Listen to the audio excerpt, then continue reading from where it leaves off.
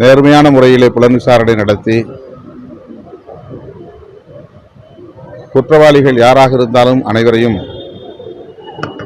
கைது செய்து உரிய நடவடிக்கை எடுக்க வேண்டும். கைது செய்யப்பட்ட நபருக்கு உடனடியாக பிணை வழங்கக்கூடாது.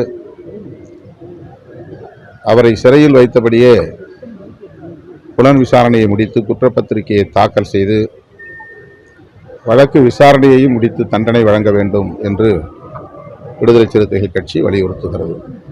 குறிப்பா யார் அந்த சார்னு எதிர்கட்சியினர்லாம் நிறைய அதுதான் சொன்னேன். அந்த மாதிரி ஒரு சந்தேகம் இருப்பதனால்தான் நேர்மையான புலன் விசாரணை தேவை.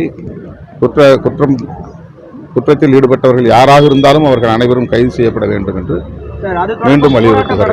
அனுமதி வழங்காம இருக்காங்க, அதனால பிரச்சனைகள் ஏற்படுது. அதை எப்படி பாக்குறீங்க?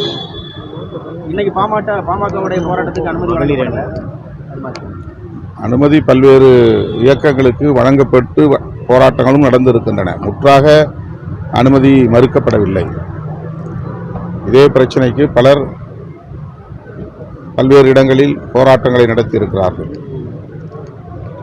ஆனால் இதை வைத்து அரசியல் செய்ய வேண்டும் என்று சிலர் உள்நோக்கத்தோடு செயல்படுவது, அதனால் அரசு அதற்கு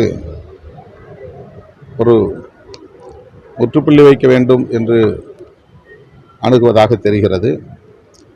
எதுவாக இருந்தாலும் எதிர்க்கட்சிகளுக்கு போராடுவதற்குரிய வாய்ப்பை வழங்க வேண்டும், அனுமதி வழங்க வேண்டும் என்பதுதான் விடுதலை சிறுத்தைகளின் வேண்டுகோள்.